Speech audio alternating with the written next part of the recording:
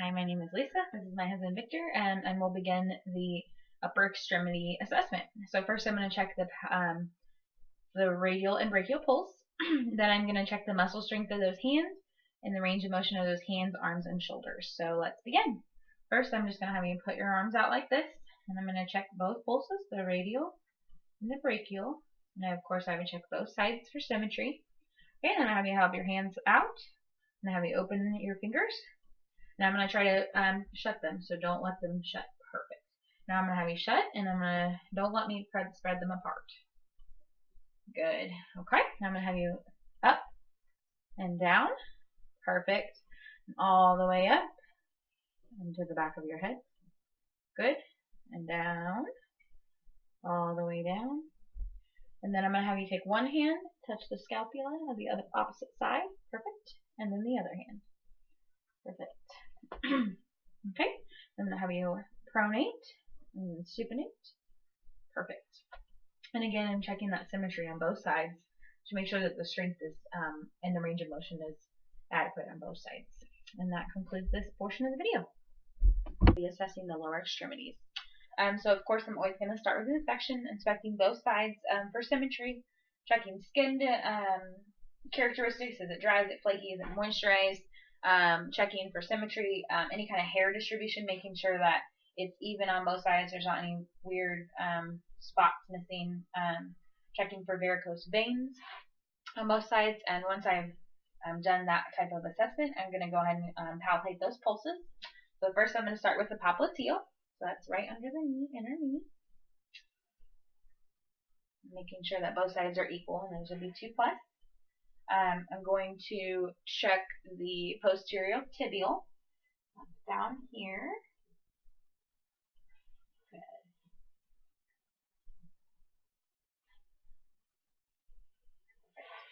And then the dorsalis pedis and the pedal pulses.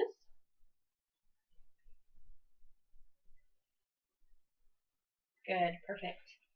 All right, so now that I've checked my pulses, I'm going to move on and test range of motion and muscle strength in those hips, knees, ankles, and feet. So in order to test the hips, I'm going to have you flip on your stomach. Awesome, thank you very much.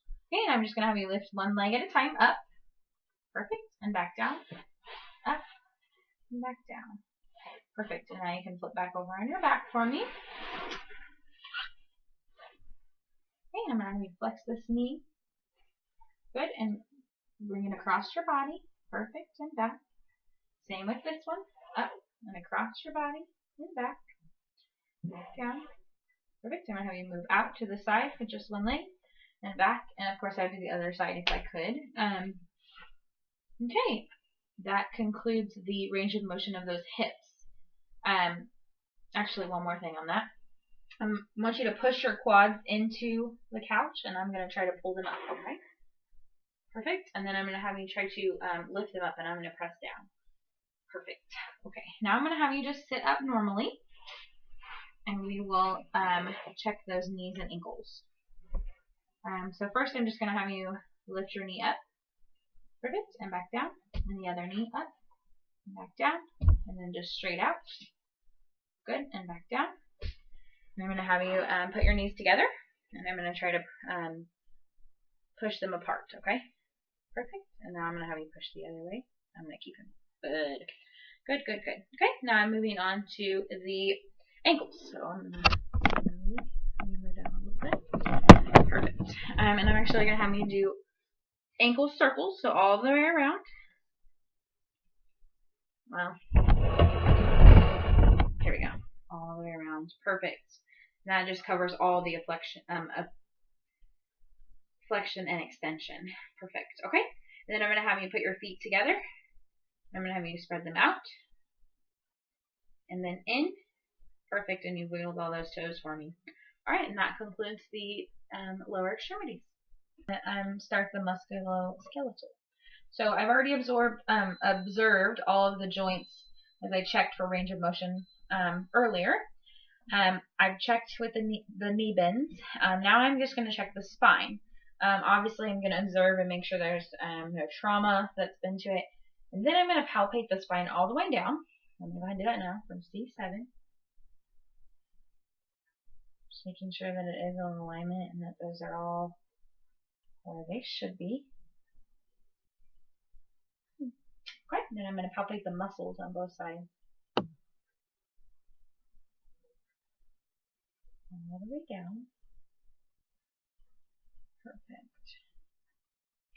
Okay, and then I'm going to try I'm checking for kyphosis, scoliosis, anything like that. Looks like you have a slight curvature. So I'm going to have you bend forward for me. And try to touch your toes. If you can't touch them, that's okay. Perfect. And then back up. I'm going to have you turn side to side. There we go. Good. Making sure that vertebrae twist, those shoulders are correct. Okay. So I've checked the range of motion of that spine. Now I'm just going to have you take a few steps for me. Just across the floor. Just normal steps for me. Perfect. And then when you come back, I'm going to have you do heel, toe, heel, toe. Heel, toe, heel, toe. Perfect. Okay, and then turn around and walk on your tiptoes for me.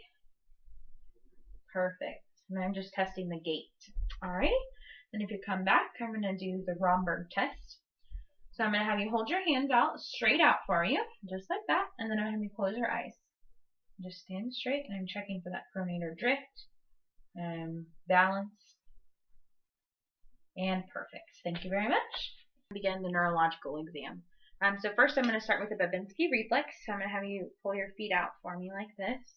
And then start down here. Now across. Good. If you notice, no fanning of the toes. If that was fanning of the toes, it would be a positive sign for positive Babinski's. In children, that's normal, and we would want that reflex. And adults, not so much. We're going to move on and check coordination. So I'm going to have you pat your knees with your hands and then with the palms. So, yep, or the back side of your hand. So just keep doing that for me and up higher a little bit. Yeah. And I'm going to have you keep doing that faster and faster. Perfect. I'm just checking the rapid alternation movements, checking those movements. And then the finger to nose test. So I'm going to adjust our video a little bit. Okay. I'm going to have you touch your nose and then touch my finger, okay, at different points. So again, go ahead and start with your nose, and then touch my finger. Good. And then touch your nose, touch my finger, touch your nose, touch my finger, touch your nose, and touch my finger, touch your nose, and touch your finger. Perfect. Okay, then I'm going to have you, I guess we'll do this again. Put your heel to your shin on the opposite side. Perfect. And then the other one. Perfect. Thank you very much. Okay, and we checked that. Now we're going to move on to the sensation test. And unfortunately, I think this is the most difficult thing to do in your home. But I've got my handy dandy Q-tip with the end cut off. So I've got a soft edge and a sharp edge and a soft edge. Sharp and dull. So I'm going to touch different points, and he can tell me if it's sharp or soft or dull. So let's begin. First, I'm going to start with the face. So close your eyes for me. Softer, sharp. Soft. Softer, sharp. Soft. Softer, sharp. Soft. Softer, sharp. Perfect. So that's in the face. Moving in the hands, I'm going to continue to have your eyes closed. And I'm actually going to have, I'm going to set something in your hand, and I want you to feel around and tell me what you think it is.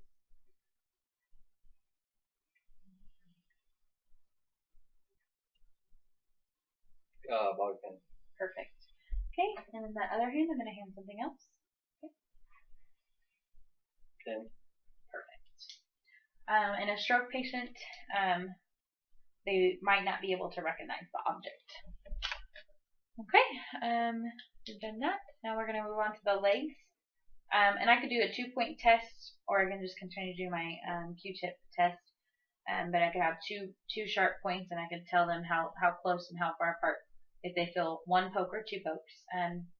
Different areas are more sensitive than others. Like on your lips, you would definitely feel the 2 pokes. Maybe not so much on your legs. So again, I just need you to keep your eyes closed and tell me if it's sharp or dull. Sharp or soft. sharp, dull, sharp, dull, dull, dull, dull, sharp, dull. Perfect. So I'm testing those sensations. Now I'm going to move on to the reflexes. Unfortunately I don't have a reflex hammer, but I would check 3 different of those deep tendon reflexes: the brachial radialis, the patellar, and the Achilles. The brachial radialis, I'm going to put my arm down just like this, and I would strike right here, and it would cause, you don't have to flex like that, the reflex of the elbow. And you would check both sides to make sure that those are intact. The patellar, which is we're most familiar with, is right in here. You would hit that hammer, and that knee would jerk, or that leg would jerk up, and it would be both sides. So right in there. And then the Achilles is a little bit harder to do, but you would do right behind the foot on the Achilles tendon right here, and that knee or that foot would flip up. So you're checking those deep tendon reflexes to make sure there is a reflex there. That concludes the neurological exam.